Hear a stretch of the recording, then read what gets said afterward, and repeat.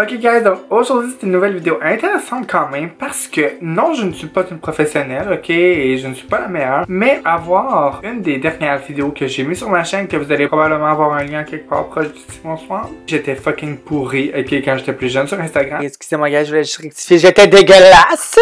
À prendre des photos et maintenant je pense que je suis quand même vraiment meilleur, que je suis une pro un peu, pas vraiment là, parce qu'on s'entend, je suis pas photographe professionnel partout, mais je pense que je pourrais quand même vous donner des bons trucs qui m'ont vraiment aidé et qui sont vraiment importants pour moi de compter sur ces 5 étapes là pour avoir une photo réussie, ok, et avoir plusieurs likes sur les photos. Bonsoir. Donc aujourd'hui je vous montre comment avoir une photo Instagram parfaite en 5 étapes faciles.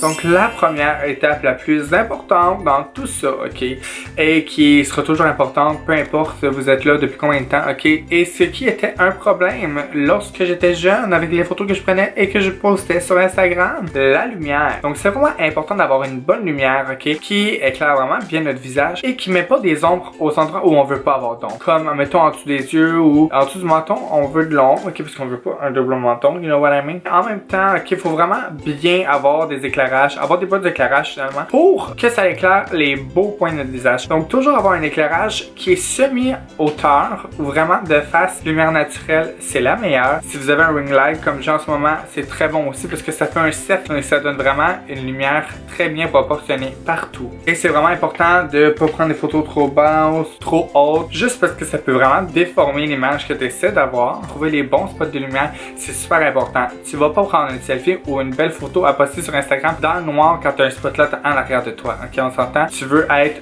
devant le spotlight pour avoir l'éclairage sur toi pour qu'on te voit bien.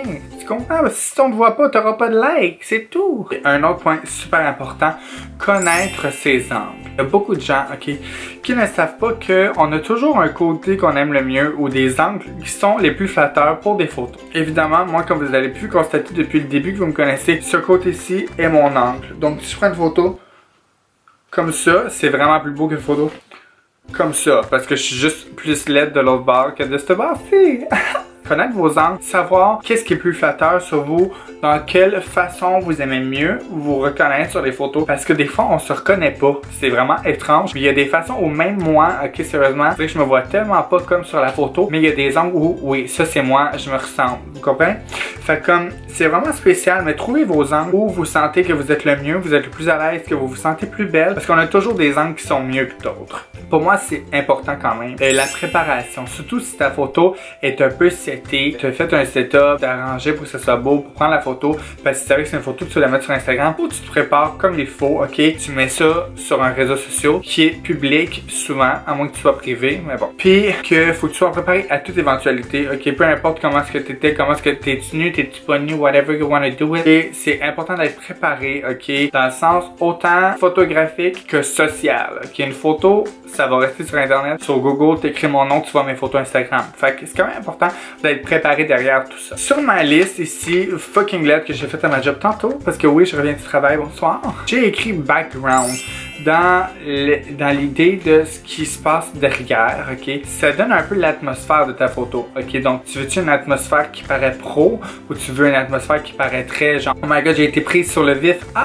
ou comme, ça dépend vraiment parce que ton atmosphère va vraiment dépendre du background que tu as. Pas nécessairement juste de toi sur la photo, mais tout ce qui se passe autour va donner l'aspect professionnel, sensationnel ou l'aspect vraiment très amateur. Donc, si tu veux une photo parfaite, il faut vraiment que tu vises selon ce que toi t'aimes poster, ce que tu postes d'habitude. Est-ce que ça paraît plus professionnel? Est-ce que ton background est plus flouté? Est-ce que c'est vraiment genre selfie très amateur? Ou tu sais, il y a vraiment comme plusieurs types d'atmosphère que tu peux apporter une photo. Je pense que c'est important quand même d'apporter la bonne atmosphère, parce que si tu fais une photo en lingerie full spécial sur un lit, mais que genre t'as un bordel autour pis ton atmosphère autour donne vraiment pas l'effet que c'est professionnel, tu vas avoir l'air juste d'une prostituée sur un site d'escorte. Fait que c'est vraiment important d'avoir la bonne atmosphère. Tu comprends? Et au final, pour avoir une photo parfaite, ok, et encore là, je l'ai dit, je suis loin d'être parfaite, mes photos sont loin d'être parfaites, et je suis loin d'être une professionnelle là-dedans, ok. Mais les applications, ça par contre, je pense que je suis professionnel, ok. Tout ce qui est, je te dirais, VSCOCAM, qu'est-ce que j'aime, Facetune est très bon, ok, pour si t'as un pimple, juste reproportionner un peu des trucs, des fois, ça change vraiment le style de la photo. Moi, j'aime beaucoup Snapseed, qui vient apporter un peu plus d'ambiance, un peu plus de netteté, de détails, ça, j'aime vraiment beaucoup ça. Et sinon, Enlight est vraiment une bonne application, ça coûte de l'argent, ça vaut quand même la peine si tu veux te donner des effets spéciaux, tout dépendamment de ce qui est ton Instagram. Moi c'est sûr, je ne mets jamais d'effets spéciaux, mais je l'utilise pour d'autres choses, fait que c'est vraiment une bonne application aussi pour les photos. Donc j'espère que tu as aimé cette vidéo là, c'est une vidéo rapide, 5 étapes pour avoir des belles photos Instagram. Encore là, je suis pas professionnel, je suis pas la meilleure, il y a des gens beaucoup mieux que moi sur Instagram, ok, vous pouvez aller les voir, leur demander si vous voulez, mais moi c'est mes 5 trucs que j'ai appris depuis mes dernières photos Instagram, ok? Donc, je pense que ça a marché, ok? En tout cas, si t'as aimé ça, oublie pas de liker la vidéo, abonne-toi à ma chaîne, et en plus, tu pourrais me laisser un commentaire, une suggestion pour des prochaines vidéos. On sait jamais, peut-être que je vais prendre ton idée. À bientôt!